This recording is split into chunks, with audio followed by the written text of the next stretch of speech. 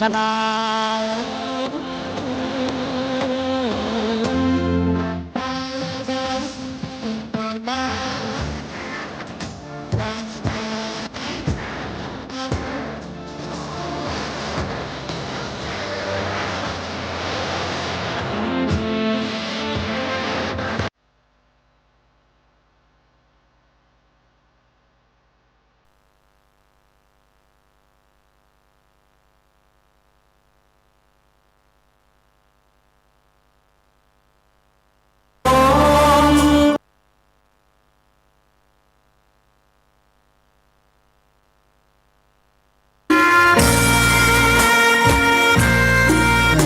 ศรัทธาญาติโยม พักผ่อนพอได้พักเสียงพอได้หายใจยาวๆ เดินจงกรมได้ 4-5 รอบมาปะกันใหม่มาสถานีศรัทธาบางพ่องก็ตื่นแล้วเหรอตื่นมาทำงานแล้วนะน้องสาวตื่นแต่เจ้ารับออเดอร์ว่าได้อุจาไปแต่กี่กรรมมุนาวัตติโลโกสัตว์โลกย่อมเป็นไปตามกรรมตามการกระทำของตัวเองกรรมและผลของกรรมเป็นสิ่งที่หลีกเลี่ยงบ่ได้ทำสิ่งใดได้สิ่งนั้นซะเถอะที่เปิ้นว่าทำดีได้ดีมีที่ไหนจะไปฟังมันเนอะไอ้นี่หัวหมอ ความจริงมันก็กลัวบาปนะอยากได้บุญเหมือนกันหมดได้ว่าเพื่อจะปลอบใจตัวพ่องบางเตือคิดว่าตัวทำดีแล้วบ่ได้ดีนะการทำดี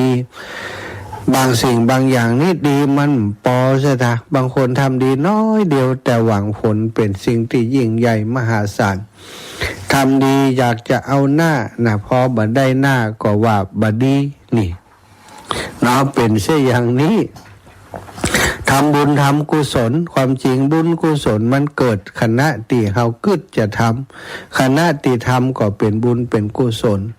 หลังจากทำไปแล้วหวนระลึกถึงก็เป็นความสุขเพราะมันเป็นบุญเป็นกุศลที่เกิดขึ้นนำความสุขมาให้เฮา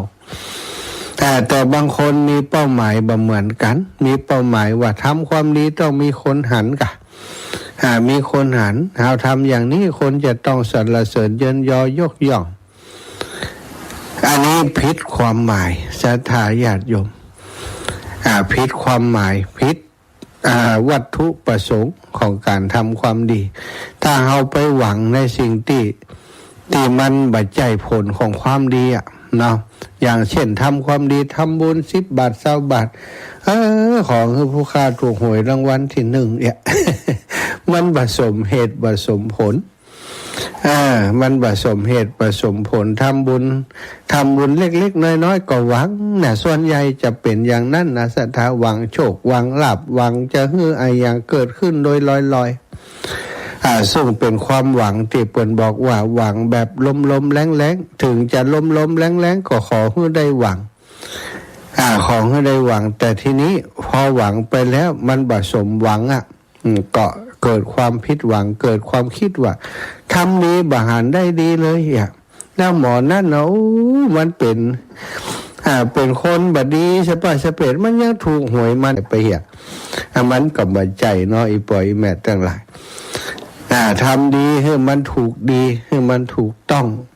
บ่ใจให้มันถูกใจเฮาทำดีให้มันถูกดีก็คือทำดีทำบุญทำกุศลให้มันเป็นบุญเป็นกุศลคือทานก็เพื่อจะช่วยเหลือผู้อื่นแบ่งปันผู้อื่นลดความตนีอันนี้มันได้ตั้งแต่เฮาฮื้อแล้วบ่ต้องมีไผมาประทานอย่างเฮาแล้วบ่ต้องมีไผมาประทานอย่างเฮาหรือว่ามาสร้างให้เฮามาทำให้เฮา เขาทำความดีไปปุ๊บนี่จิตใจเขาก็ฟูฟ่องเขาก็มีความสุขยิ่งเป็นความดีที่บ่หวังผลตอบแทนเนี่ยสถาจริงๆแล้วการทำความดีการให้ทานต้องเป็นทานในลักษณะที่หวังจะลดความตนีหวังจะช่วยเหลือคนอื่นพอทำไปแล้วมันลดความตนีในจิตในใจลงไปด้วยตัวของมันเองด้วยตัวของทานนั่นเองเพราะเราเสียสละทรัพย์ของตัวเสียสละเข้าของสิ่งของใจของเราไปให้คนอื่นจิตใจของเขาก็ปลอดโปร่งโล่งสบายบ่ยึดถือเอาเข้าของนั้นมาเป็นใหญ่เอาความสุขจากการได้ช่วยผู้อื่นเป็นใหญ่เมื่อเราต้องการความสุขแบบนั้นมันก็จะเกิดขึ้นได้จากการที่เราให้ทานนั่นเองนี่คือกรรมคือการกระทำที่ดีตั้งจิตตั้งใจของเรามันมีผลควบคุมพฤติกรรมควบคุมความเป็นอยู่ของเราทั้งหมดสถาบอกว่าเรื่องราวอันใดที่เกิดขึ้นกับเรานั้นล้วนแต่มาจากผลของการกระทำของเราทั้งสิ้นคนขยันคนมันทำการทำงานทุกวันวันนี้ดูแลเข้ากล้าดูแลให้หน้าป่าตั้งดูแลกิจการทำมาค้าขายด้วยความขยันขันแข็งผลจากการกระทำที่ขยันขันแข็งเอาใจใส่ในการทำงานของเขานั้นก็จะส่งผลให้นี่ไหลนาป่าตั้งมีผลผลิตที่ดีธุรกิจในการทำอาชีพต่างๆก็เจริญรุ่งเรืองจากอย่างสัตว์จากการกระทำของเขานั่นเอง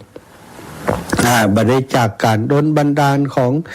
สิ่งศักดิ์สิทธิ์อย่างต่างๆนอกโลกนั่นแหละสิ่งวิเศษต่างๆจะมาดลบันดาลให้เฮานั้นบ่มีพระพุทธองค์นี้พระองค์ทรงตรัสว่าสามารถจะแก้กรรมของไผได้นอกจากตัวของเขาจะแก้ด้วยตัวเองคนที่ทำกรรมชั่วจะแก้กรรมชั่วได้ด้วยการลดเลิกกรรมชั่วนั้นเรียกว่าสัพพะปาปัสสะกาลนังบักกระทำบาปทั้งปวงที่คือการเลิกการละจากการทำบาปทั้งปวงพระองค์บ่ใช้คำว่าลดนะสถาบ่มีคำว่าลดละเลิกนะใช้คำว่าเลิกเลยบาปทั้งหลายอย่าทำเพราะเพราะผลของบาปนั้นผลของอกุศลกรรมนั้นมันทำให้เฮาทุกข์ชีวิตเฮามีความสุขเดือดร้อนทำให้ตัวเองเดือดร้อนทำให้คนอื่นเดือดร้อนจากการกระทำของเฮานั้นคือเว้นจากการกระทำชั่วทั้งปวงสัพพะปาปัสสะกาลนังกุศลสูปสัมปทาทำกุศลก็คือกรรมดีคือเจริญคือถึงพร้อมเมื่อใดกรรมดีเจริญกรรมดีถึงพร้อมเฮาทำกรรมดีทุกวันกรรมดีก็จะให้ผลเป็นเรื่องราวที่สุ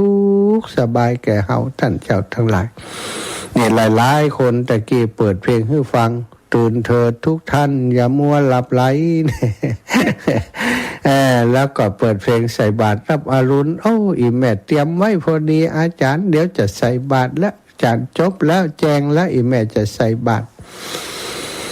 สถาคิดถึงกรรมดีของตัวเก่าเนี่ยบัดใดใส่กรรมแต่ก็มีความสุขแล้วนึกถึงกรรมดีกะเดียวอีแม่ไปใส่บาตรก็มีความสุขแหมตอนใส่ตุเจ้าปั่นปอนฟังแล้วมันสบายหูสบายใจอุทิศไปให้ญาติพี่น้องคนโน้นคนนั้นคนนี้โยมคือพ่อแม่ติดตายไปแล้วกาญาติติดตายไปแล้วกานี่นึกแล้วก็สบายใจเปิ้นจะได้กินได้บริโภคเฮาจะได้ทำนุบำรุงพุทธศาสนาเนี่ยได้ให้พระสงฆ์องค์สังฆเจ้ามีกำลังในการปฏิบัติธรรมในการทำศาสนกิจมีความสุขนึกถึงคณะธรรมมีความสุขนึกถึงมีความสุขอันนี้คือกรรมที่เราทำแล้วมันส่งผลเป็นสิ่งที่ดีอย่างนี้สถา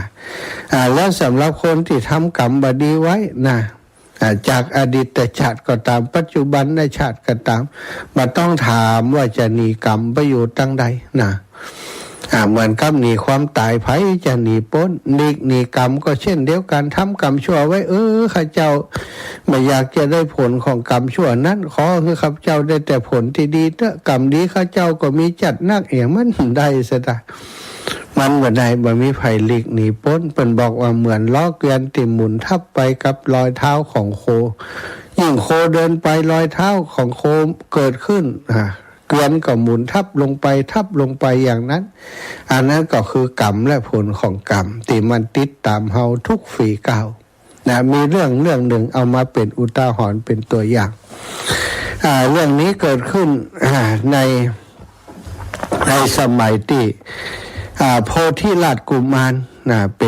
ป็นราชกุมารอยู่เป็นราชทายาทเนาะเป็นราชทายาทเป็นราชกุมารได้ให้ช่างได้ไปหันช่างในช่างซึ่งมีฝีมือในการสร้างบ้านเรือนเป็นช่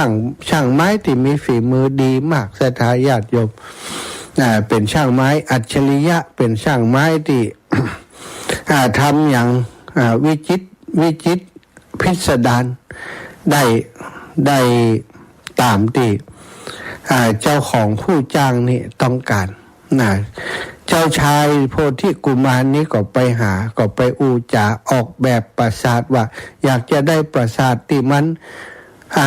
คือปกติแล้วปราสาทราชวังอย่างต่างๆนี้จะมีเสาเนาะสตาสร้างขึ้นบนดินแล้วมีเสาเยอะๆเนี่ยใหญ่ยิ่งใหญ่อลังการแต่พระกุมารคนนี้นี่บ่อยากได้ปราสาทที่ เหมือนกับลอยอยู่บนอากาศ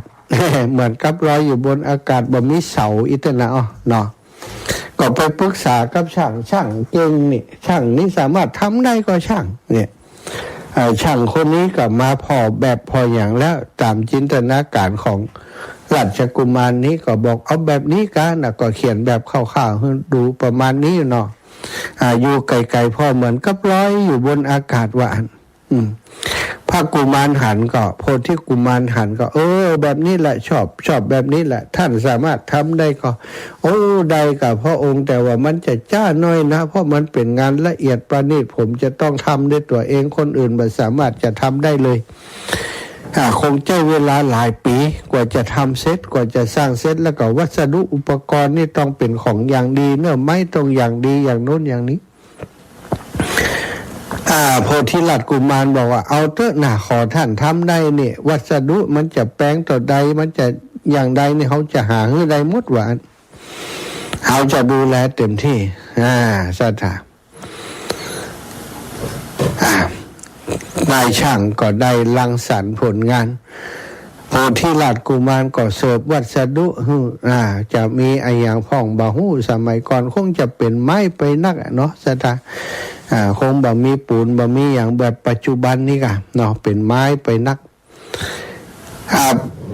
นายช่างคนนี้ก็ทำโดยความตั้งใจศิลปะวิทยาที่สั่งสมมา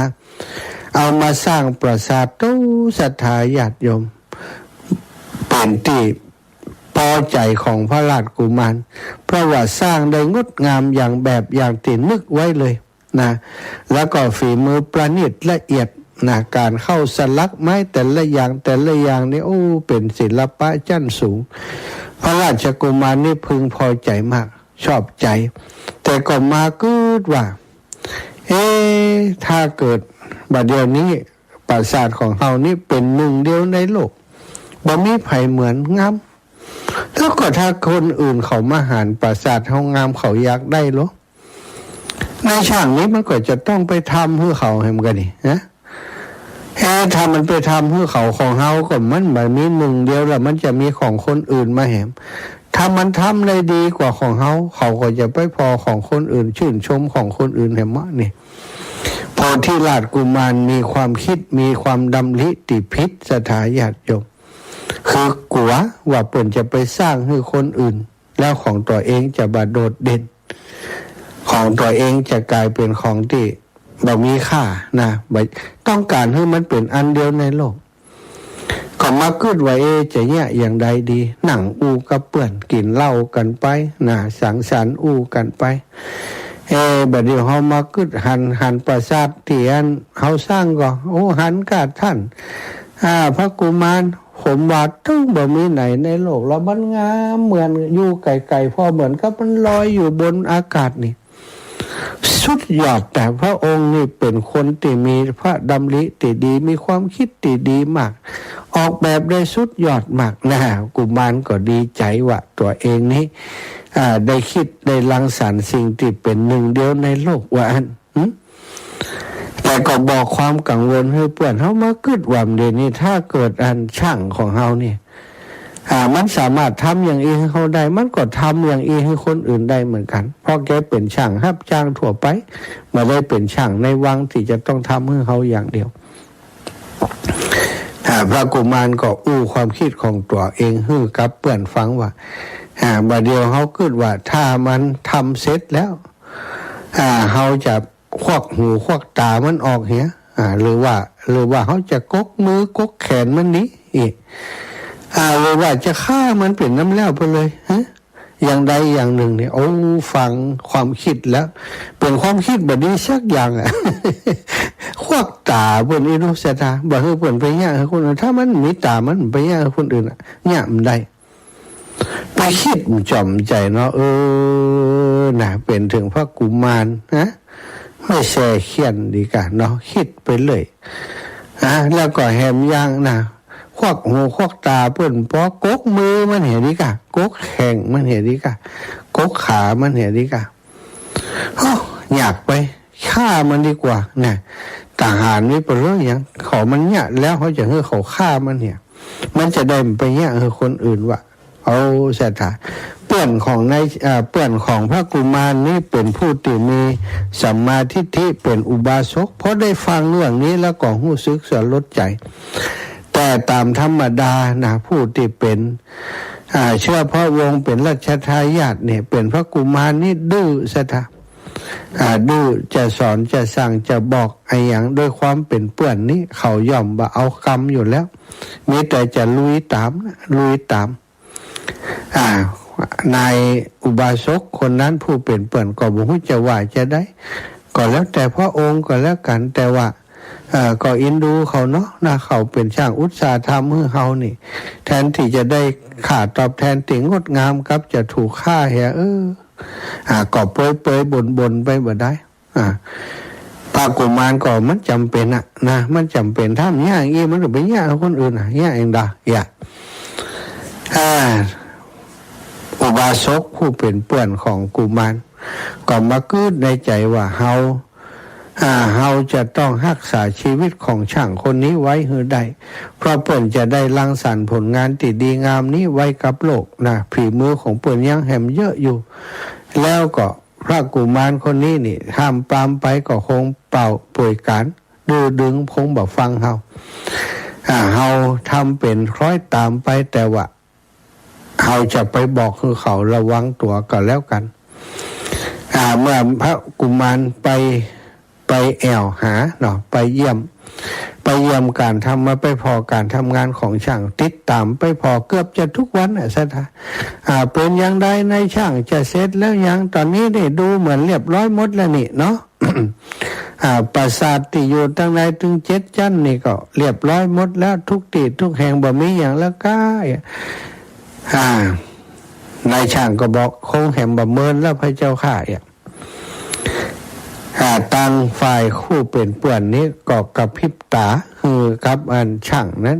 บอกว่าเดี๋ยวจะมีเรื่องอู้ตัวเนื้อระวังกำอู้ระวังการสื่อสารต่างๆตัวเมื่ออู้กันสนทนากันเสร็จแล้วนะก็ไปเปื่อนของพระกุมารนั้นก็หาเวลาแอบไปบอกให้กับช่างเล่าความจริงให้ฟังว่าท่านให้ระวังตัวเน้อพระกุมารคิดอย่างนี้กับท่านนะเราพอในช่างได้ยินอย่างอันก็ตกใจแต่ว่าด้วยความเป็นผู้มีศิลปะวิทยาวิชาช่างอยู่ในตัวก็บ่ได้ กระวนกระวายไอ้อย่างนักบ่ได้กลัวไอ้อย่างนักคิดหาทางออกเตรียมไว้เป็นที่เรียบร้อยศรัทธาญาติโยมก็บอกว่าท่านบ่ต้องห่วงขอขอบคุณในความห่วงใยที่ท่านมีต่อกับผมเป็นบุญคุณอย่างยิ่งนะท่านสิ่งที่ผมจะควรทำผมรู้แล้วผมจะทำอย่างใดขอให้ท่านได้สบายใจได้อันอุบาสกผู้เป็นเปื่อนพระกุมารก็ดีใจที่ได้บอกความจริงให้กับเขาแล้วก็ได้รู้ว่าเขามีทางออกคิดในใจไว้แล้วคิดไว้แล้วเหมือนกันว่า พอวันรุ่งขึ้นหลายๆวันต่อมาพระกุมารก็ไปหาแหมนายช่างก็ทำเหมือนกับว่างานยังบ่เสร็จแต่ยังทำนู่นทำนี่อยู่พระกุมารก็ว่ามันแล้วละเนี่ยแล้วแต่มันยังเห็นตัดใดโอ้พระองค์เอ๋ยสิ่งสำคัญยังบ่ได้ทำกันเตือนนะเนี่ยสิ่งสำคัญที่สุดนี่ที่จะทำเพื่อจะให้ปราสาทของเฮานี่สวยงามที่สุดในโลกนี่ยังได้ทำกันเตือนฮะยังทำกันเตือนก็โหขนาดทำกันเตือนยังงามอย่างนี้จะเป็นขั้นตอนสุดท้ายและพระเจ้าค่ะคงใช้เวลาแห่มประมาณเดือน2 เดือนแต่ว่าบัดเดียวสิ่งที่มีปัญหาก็คือขาดวัสดุอุปกรณ์ที่เหมาะสมกับการทำงานชิ้นนี้เอา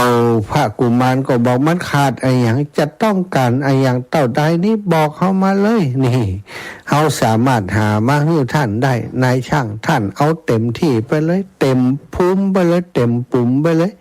สามารถทำอะไรอย่างได้ทำไปเลยนายช่างก็บอกว่าบัดเดี๋ยวนี้ขาดไม้เนื้อเบาขาดไม้มวลเบาขาดไม้ที่มันเบา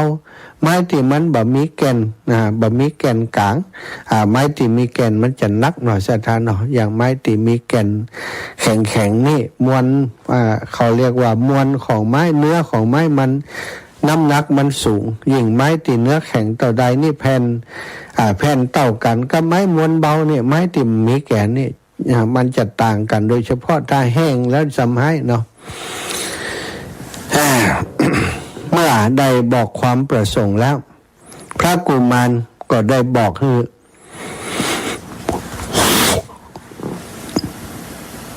สหายผู้รู้ใจว่าท่านจงไปให้ทหารไปหาสิ่งของที่นายช่างต้องการท่านช่วยดูแลเขาตัวเนอะว่าก็เข้าทางของเปื่อนเลยเพราะว่ามีความประสงค์ดีต่อนายช่างอยู่แล้วนายช่างก็บอกให้ฟังว่าต้องการไม้อย่างนี้อย่างนี้ไม้ที่มีมวลเบา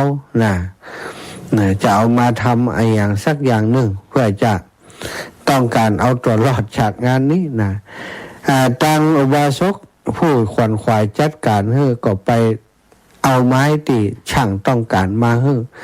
ไม้มวลเบาไม้อบแห้งเหมือนกับไม้น่าจะเป็นอย่างไม่งิ้วไม่อย่างมื้อเนี้ยสถานมันเบาเนาะ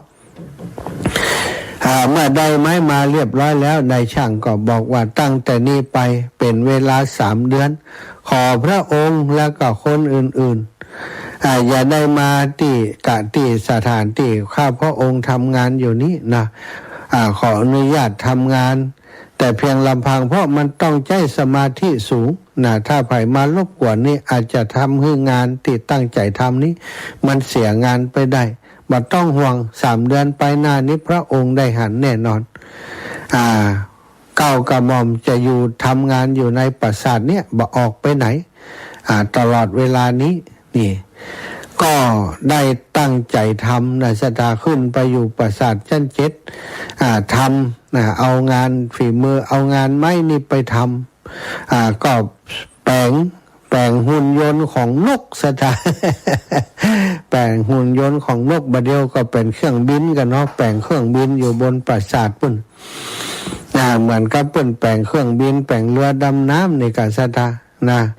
แปลงเครื่องบินอยู่บนปราสาทปุ่นทำทุกวันตั้งใจทำหามลุงหามค่ำพ่อต้องการให้เสร็จไวๆบางให้ไผ่ไปเยี่ยมมีแต่ภรรยาเท่านั้นที่เอาเข้าไปส่งทหารก็ล้อมรอบอยู่ตั้งนอกเพราะกว่าในช่างหนีว่านั่นมีแต่ภรรยาตอนนั้นที่จะเข้าไปได้ช่างก็ทำนกทำเครื่องบินอยู่ตั้งในฮั่นทำทุกวันทำโดยความรีบเร่งมีฝีมืออย่างใดก็ทำเต็มที่ของเขาจนเมื่อทำเสร็จสิ้นเรียบร้อยทดลองกลไกปรากฏว่าเป็นไปตามที่ตัวเองได้ออกแบบเขียนแบบไว้สามารถขยับปีกได้สามารถเหินบินเหมือนกับนกได้ทันทีเมื่อทุกอย่างเรียบร้อยแล้วก็บอกให้ภรรยาว่าวันพรุ่งนี้กินข้าวให้อิ่มหนำสำราญเรียบร้อยแล้วตึงลูกตึงแม่ ทรัพย์สินสมบัติมันมีค่าเอามาโดยสิ่งที่บ่มีค่าก็เอาไว้หันอย่าทำตัวให้เป็นติพิษสังเกต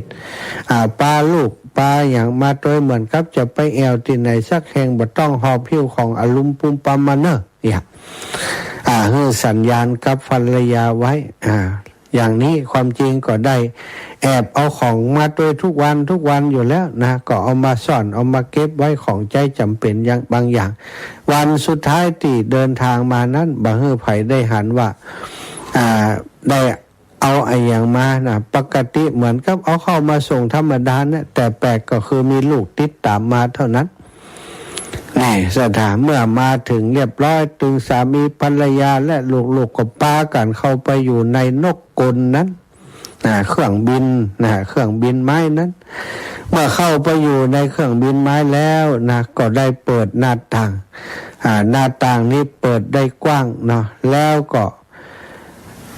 เข็นรถไปอยู่หิมหน้าต่างจากนั้นก็ขยับปีกของนกปีกของเครื่องบินกลนั้นได้ขยับกระพือพึบหนึ่งก็ลอยออกมาเหมือนกับนกตัวหนึ่งบินออกจากปราสาทที่สูงสวยงามนั้นไปสถานบินไปล่อนไปบินไปล่อนไปจงถึงป่าหินมาปานหวานดูปัดเก่งนักแกนี่ถ้าเพิ่นถามว่าเครื่องบินสร้างบ่ได้ก็ต้องบอกว่าสร้างสมัยโบราณแล้ว นายช่างคนนี้เป็นคนสร้างนะ อันนี้บ่ใจเครื่องยนต์นะศรัทธาญาติโยมใจเครื่องกลกลก็คืออย่างการขยับปีกได้ขยับนี่ได้เนี่ยเป็นตัวกลเป็นเครื่องจักรเป็นกลมันก็คงจะคิดได้แยบยลนะวิศวกรหรือว่านายช่างคนนี้นะ ทำงานละเอียดนะทำงานละเอียดมากทำเป็นนกเป็นครุฑนะบินออกไปก็ทหารของพระราชาของพระกุมารนี่ได้หันก็ไปบอกเจ้านายว่าตอนนี้นายช่างได้แอบหนีออกไปแล้วเนื้อพระเจ้าข้าว่าออกไปทางหน้าต่างมันไปอย่างไรมันนั่งเครื่องบินไปเครื่องบินอย่างนกแอร์คะ เครื่องบินนกแอร์พระเจ้าข้าก็พระกุมารก็ไม่ได้ถือสายอย่างละอันก่อนแล้วไปมันไปแล้วนะต่อไปนี้มันก็คงไปสร้างแบบนี้ที่ไหนแล้วนะในช่างนั้นก็เลยได้หันโทษนะของการทำงานให้กับคนผ่านตั้งแต่หันมาบ่ฮับจ้างไผเลยได้ไปสร้างบ้านแปลงเมืองตีป่าหิมมาปานตีบริเวณตีอันเครื่องบินล่อนไปถึงสถานเครื่องบินล่อนของตัวเขาไปถึงมาสร้างเมืองขึ้นมาเมืองหนึ่งช่างนี้ก็เป็นคนเก่งได้สร้างเมืองขึ้นมาเมืองหนึ่งต่อมาก็ได้เป็นพระราชาอยู่ในเมืองนั้นมีพระนามว่าพระเจ้ากัดชวาหนะกัดชวาหนะก็เหตุผลก็เพราะว่ามีพาหนะเป็นไม้กัดชะวาหนะกัดชะนี่ไม้สราวาหนะก็คือมีพาหนะเป็นไม้ เครื่องบินไม้นั่นแหละเนาะศรัทธาญาติโยม ฝ่ายพระราชกุมารหลังจากหันว่าปราสาทเสร็จสิ้นเรียบร้อยบริบูรณ์แล้วก็คิดจะฉลองปราสาทได้ทำการเตรียมงานเพียวพัดปัดกวาดสร้างปลูกดอกไม้ปอบต้นไม้ประดับประดาสถานที่เป็นที่สวยงามแล้วก็ได้คนสนิทไปนิมนต์พระพุทธเจ้ามาทำบุญที่ปราสาทได้ประพรมปราสาทโดยน้ำหอม4อย่างแล้วก็ปูผ้าขาวตั้งแต่ธรณีประตูชั้นแรกขึ้นไปด้วยตั้งใจอธิษฐานใจไว้ว่าถ้าเฮาได้ลูกจะได้บุตรหรือก็ตามจะได้ธิดาก็ตามขอให้พระศาสดาทรงเดินเหยียบผ้านี้ขึ้นมาอันนี้ผ้าสีขาวได้ปูไว้เนาะถ้าได้ลูกปัจจัยให้พระพุทธเจ้าย่ำผ้าผืนนี้ถ้าได้ลูกไม่ยิ่งให้พระพุทธเจ้าย่ำผืนผ้าผืนนี้ว่าอันสดา ได้อธิษฐานใจไว้ใครหู้ว่าได้ลูกไม่ยิงก็ปวดใจถ้าเป็นสมัยนี้บ่ต้องขนาดนั้นก็ได้เนาะสมัยนี้นี่เปิ่นว่าไปอุลตราซาวอันตราซาวหันเลยมีเพศเป็นแม่ยิงหรือว่าปวดใจเนี่ยแบบเดี๋ยวนี้มันเทคโนโลยีมันก้าวหน้าถ่ายรูปได้ต้องก็ได้ สามารถจะหู้ได้เลยว่าเป็นเพศหยัง แต่สมัยนั้นแบบนี้เนาะก็ ใช้วิธีนี้ถ้าได้ลูกคือพระพุทธเจ้าย่ำฝั่งนี้ไปถ้าได้ลูกไม่ยิงนะถ้าได้ลูกเปิดใจให้ย่ำฝั่งนี้ไปขึ้นเช้าตอนเจ้ามาพระพุทธเจ้าก็เสด็จมาตามติดได้รับนิมนต์พร้อมกับหมู่พระภิกษุสงฆ์เป็นอันมากมาถึงยังปราสาทนั้นพอไปถึงที่ผ้าขาวที่ปูไว้พระองค์ก็เสด็จประทับนิ่งอยู่แล้วก็ได้ทอดพระเนตรไปหาพระอานนท์แย้มพระสวนเล็กน้อยพระเขียวแก้ววับเล็กน้อยพระอานนท์ก็หันมาตั้งพระองค์แล้วพระองค์ก็ทำสัญญาณว่าต้องการให้พระอานนท์นั้นเก็บผ้าผืนนี้เสียพระอานนท์รู้ว่าพระพุทธประสงค์เป็นอย่างใดมองตาก็รู้ใจหันว่าพระพุทธองค์มีความประสงค์ให้นำผ้าผืนนั้นออกไปจึงได้ม้วนผ้าผืนนั้นเสียเตี่ยเปิ่นเอาวางไว้หันให้พระพุทธเจ้าเหยียบขึ้นไปนั้นพระราชกุมารเมื่อพระอานนท์ได้บอกอย่างนั้นก็ได้ม้วนผ้าอันนั้นเก็บไว้แล้วก็ทูลเชิญพระพุทธองค์เสด็จขึ้นปราสาทเมื่อพระพุทธองค์เสวยภัตตาหารเสร็จเรียบร้อยได้กล่าวสัมโมทนียกถาพรรณนาถึงทานศีลภาวนาต่างๆบุญกุศลที่ตังพระราชกุมารได้ทำแล้วก็สรรเสริญว่าได้ออกแบบปราสาทงดงามยิ่งนักเป็น สิ่งที่บ่มีไหนเสมอเหมือนอีกแล้วโอ้พระกุมารก็ดีใจแล้วก็ได้ทูลถามว่าเพราะเหตุใดพระองค์ถึงบ่เหยียบผ้าปกติก็หันมีเหยียบอยู่แต่ว่าวันนี้พระองค์ทำไมถึงบ่เหยียบผ้า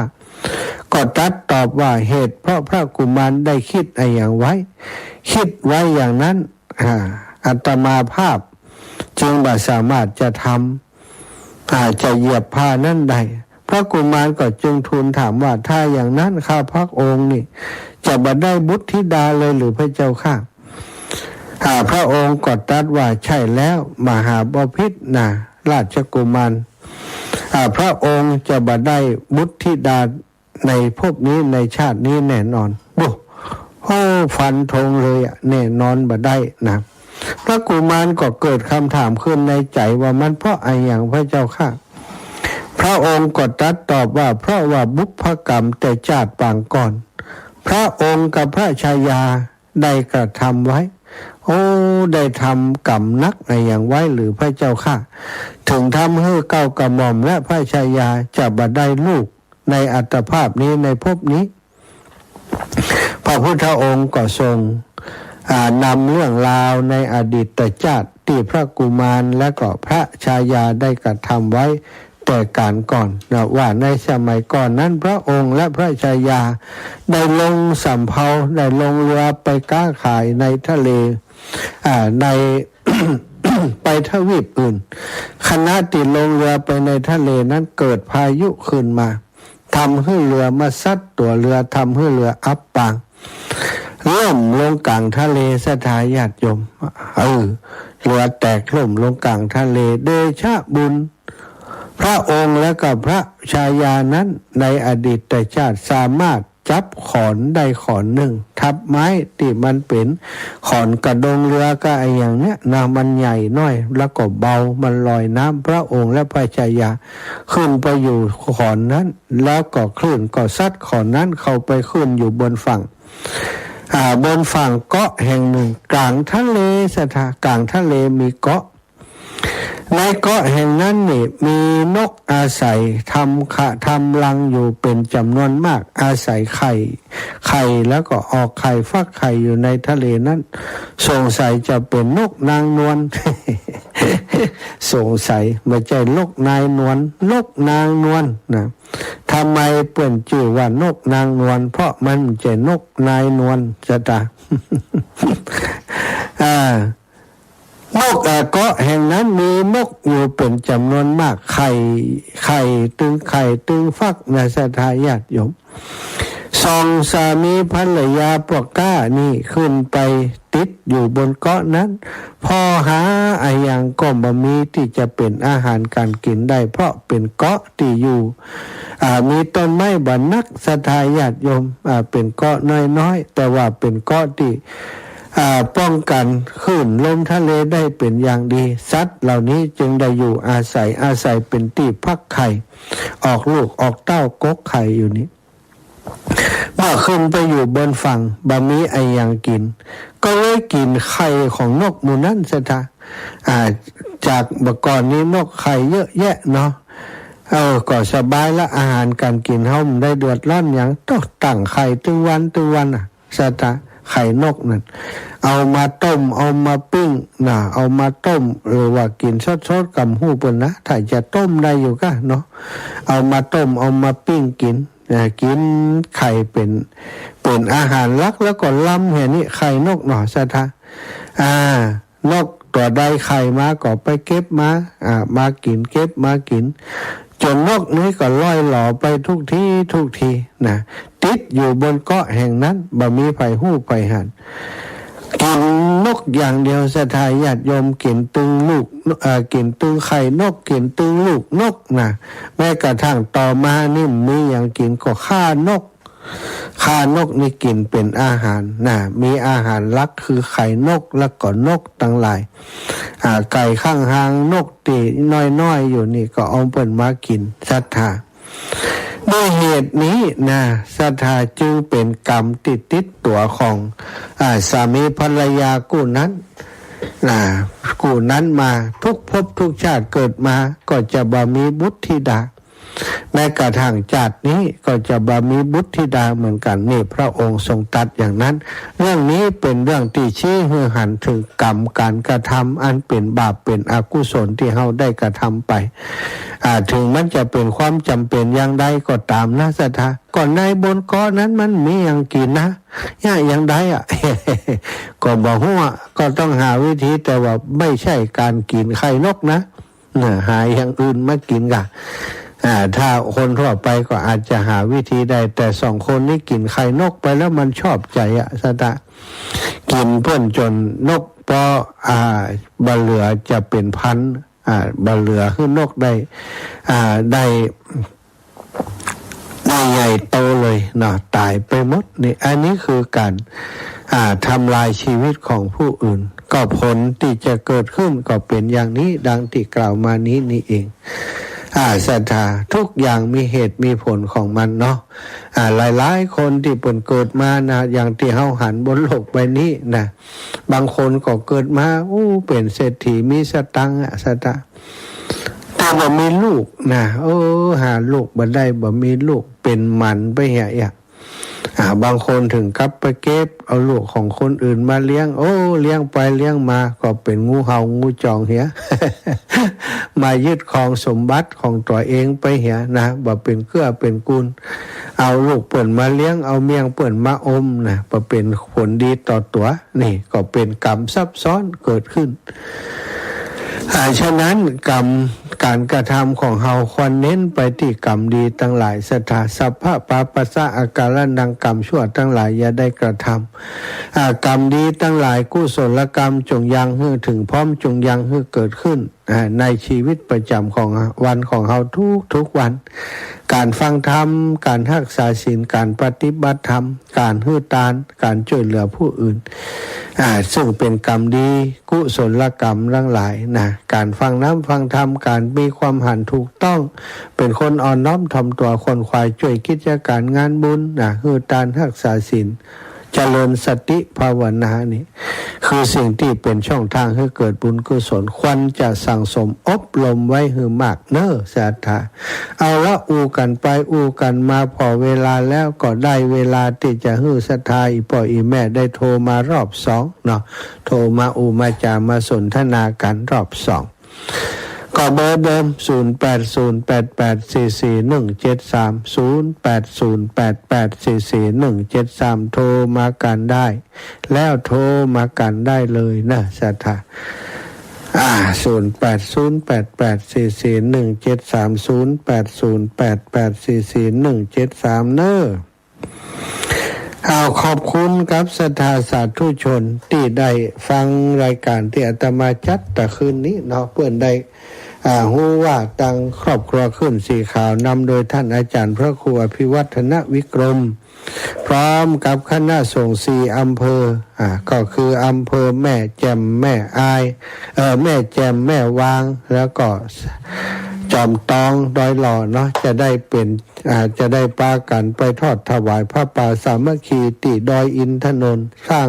สถูปเจดีย์องค์ที่3ก็ได้ให้หอมมาโดยจะประกาศให้ทราบเจริญพรแม่เพนคนสู้ชีวิตเจ้าไว้จากเจ้าทำอาหารเลยแสงไฟ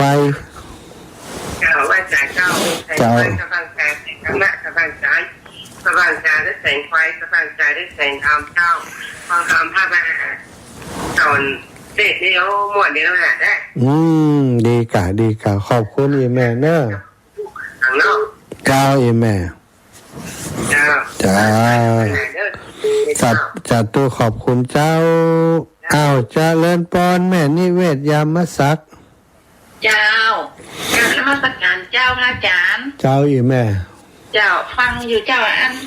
มันคือเป็นกรรมเนาะปัญหาเนี่ยใจกรรมมุนาวัตติโลโกน่ะอย่างครับพระอาจารย์ว่าเนาะใจกรรมมันจัดได้เจนใดกับหมูไอ้อย่างที่เขาทำไว้มันบ่หมดมันบ่หายไปชดใช้อยู่จนหมดจนเสี่ยงเนาะมันลำบากตัวมันหลายภพหลายชาติเนี่ยกะมันเจ็ดจัดเดียวเจ้าอีแม่ต้องวันนี้ขึ้นสีขาวชัดเจนดีเจ้าสาธุขอบคุณแม่หลายๆเนอะเจ้าเป็นกำลังใจว่าอาจารย์เจ้าสบายดีก่อนเจ้าสบายดีโยมแม่แล้วคนตกก่อนช่วงนี้บัดตกอีแม่แต่มืดครึ้มอยู่ทุกวันน่ะนะเย็นอากาศสบายดีเจ้าบ้านโยมก็รถเล็ดหายไปเจ้าเหมือนกันสาธุเจ้ารถเล็ดเหมือนกันกาเด็กสมบูรณ์มาแล้วซีอิ๊วขาวกาเด็กสมบูรณ์บ้านไร่ศิลาทองของแก่แล้วเนาะ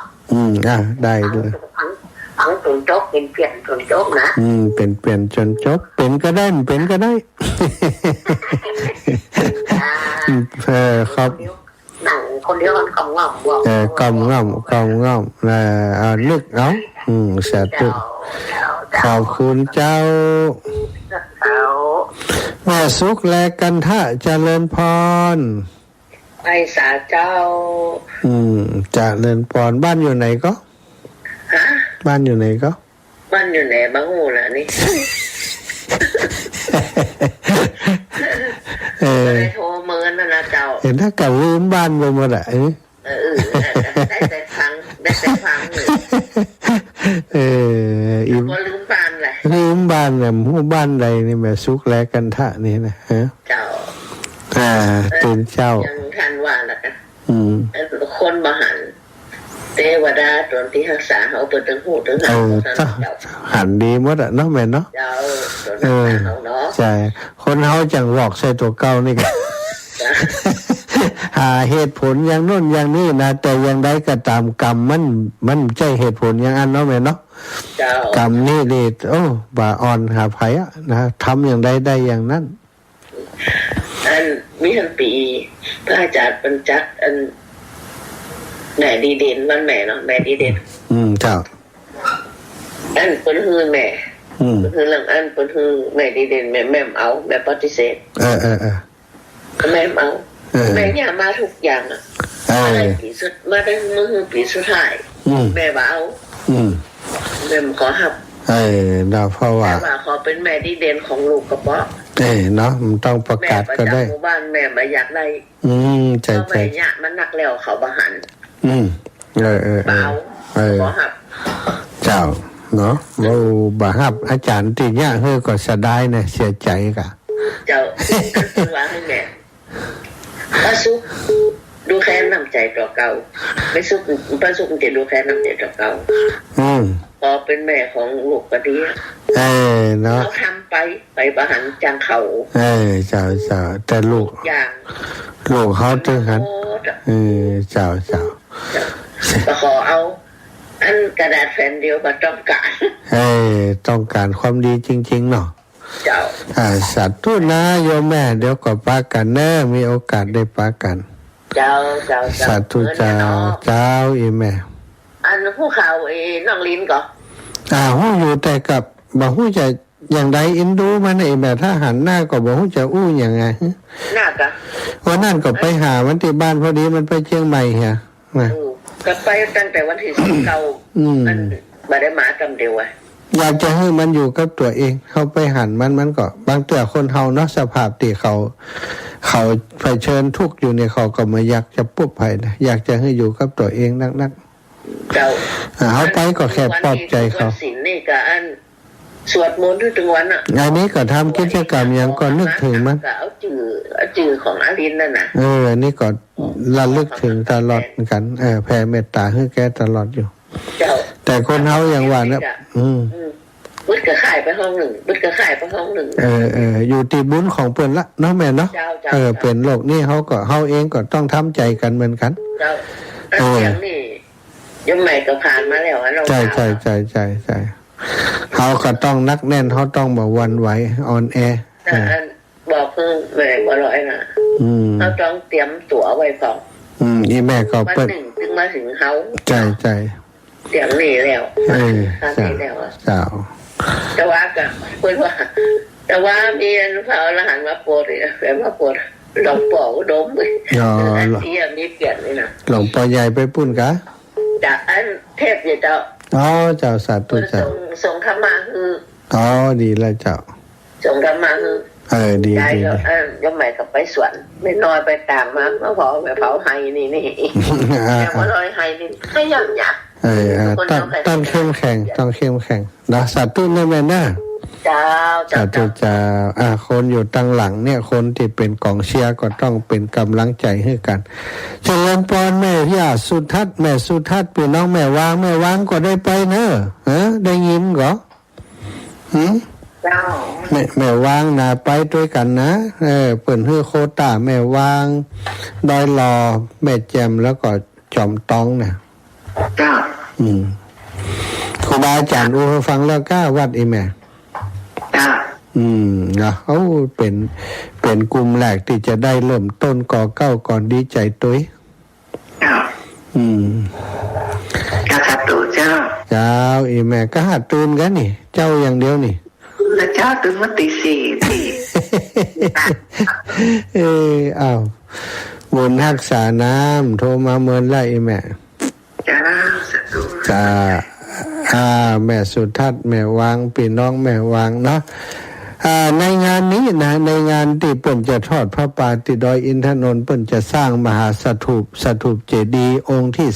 3องค์แรกณพระเมธานีนนท์เป็นเฉลิมพระเกียรติในหลวงรัชกาลที่9สร้างเมื่อปี2530นะสัก30 ปีก่อนแล้วในโอกาส5 รอบของพระองค์เฉลิมพระเกียรติ5 รอบของพระเจ้าอยู่หัวแล้วก็องค์ที่2สร้างมาปี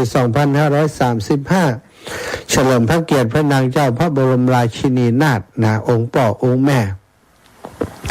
องค์พ่อนี่สีน้ำตาลองค์แม่นี่สีม่วงกับชมพูอ่อนชมพูอ่อน